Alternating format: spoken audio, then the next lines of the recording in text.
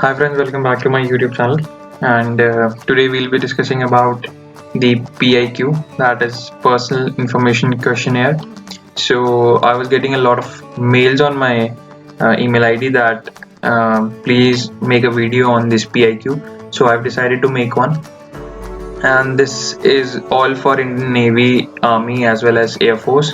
And I intentionally have cut down this video into two parts to be very brief in the first also, because the earlier videos which I was making was very long and it is very time consuming. So I'll restrict my videos to 10 minutes only, and in this video we'll be discussing about how to fill a PIQ very effectively, and what is the major importance of PIQ in your interview. So let's start with that. And first of all, as we all know, this is a PIQ form, and what is the thing that matter in the PIQ form? We will be discussing in very comprehensive way about this and in very brief about what matters most in the PIQ form. So I'll be discussing every single part. So please watch the full video if you find it good. So let's start with that. And many of you have said that ki PIQ form is your kundli, but I'll neglect this fact. It is not your kundli, it is your whole janam tithi. You will tell kundli, janam kundli, here it is written. So it is like a kundli, but we cannot call it a kundli, restricting it to one religion. So let's discuss about PIQ. You all know this is the first page, and second page I'm sure who are all repeaters, they would be agreeing to this. And if somebody doesn't have a look upon this PIQ, I'll share a whole PDF format with you. And now let's move on to the content.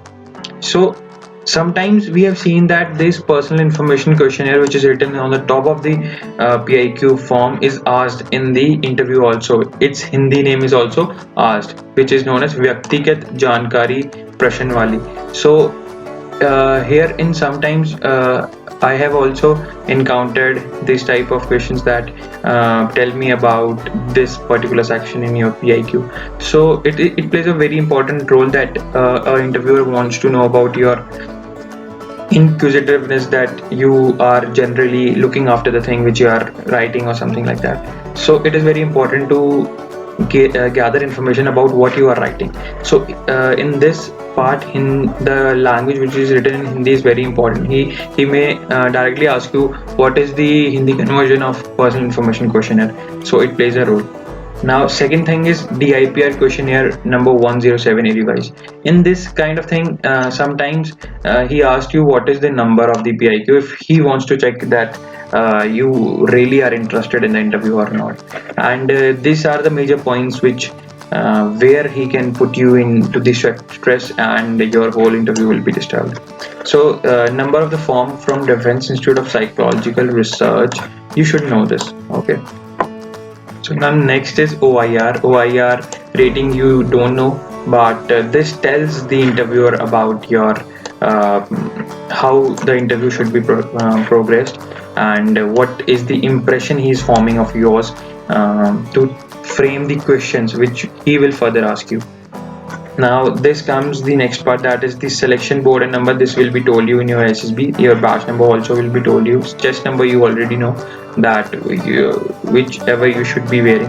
And UPSC roll numbers you should always learn, because if you are giving these CDs kind of thing and UPSC ke interviews, you should be knowing your roll numbers. So these things should be filled in detail, and remember your as I have told you, to avoid any confusion, always remember your roll number, or write it on your hand. Now the next thing is you have to write everything in capitals. Okay, so your name should be according to your 10th mark sheet. And in case of serving soldiers who are serving in Indian Army and applying for SCO or ACC, they should always write their current rank. And if they are if in the next place where their fathers is an ex-serviceman, don't hesitate to write the rank. So always try to write the rank, and in last you can write as retired. Okay, in last you can write like this. Okay, now the next part.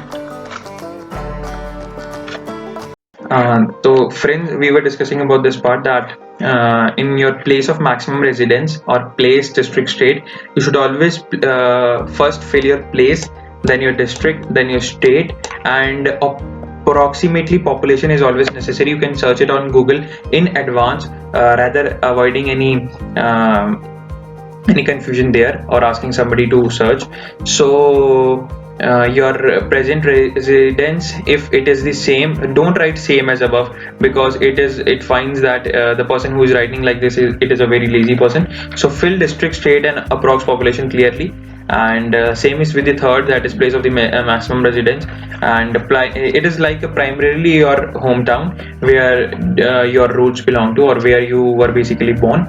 So now that is the para 5, in which we have to write state and district, religion, whether SC, ST, OBC, mother tongue, date of birth, and married, single, or widower. So in first part, this comes handy to the psychologist and the interviewing officer. They always look upon this, and do not leave any blank over here, because you know everything about this. And do not hesitate to fill, like if you belong to SC, ST, and OBC, and if you are a divorcee or a widower, you can always write this, because it plays a role in your psychology, and a psychologist will get a hint of this. So in next part, if your parents, and the sixth para, in which parents alive option is there, so you should always mark this as your true thing, and it is very important aspect for the psychologist and the interviewing officer in case of death of a parent. And likewise, your age as asked for the para 6b, and the era and the age which is asked earlier. Also, if you are unlucky one, use it your advantages. Ask me how. Now this is the thing where what you can write in your tag stories, but don't depict it as you are seeking attention or something like that.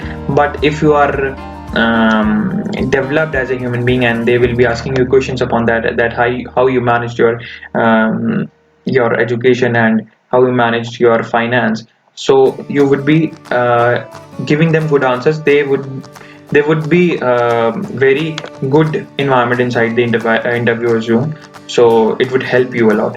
Now in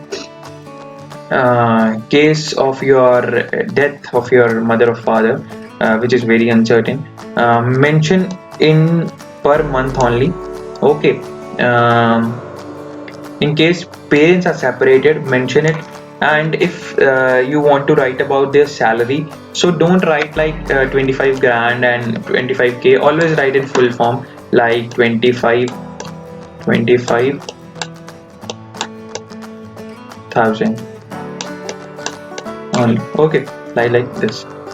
Now in the next details, where you have to fill the details of your father's education, occupation, and income per month. Always fill the details carefully. In case parents separated, mention guardian. Could be a grandparent sustaining the family. Whoever is your guardian, always mention. Do not forget to delete brother, sister. If you are a single child, you can always delete the elder brother or younger brother's column. And vital clues for SSS. This shows your intelligence, that how you are attempting a thing, and how better you are understanding what you are writing upon. So in seventh para, it is your educational record, and in this always write full name of your institution. Try to like it small and full name with your percentage, converting your percentage very before from writing this, and to avoid any hesitation at that point of time. Also fill all the details as earlier said. Must avoid overwriting. You should never overwrite, because it looks shabby on the point. And accuracy of the facts important. You should be knowing about the outstanding achievement if you have, and don't hesitate to write this.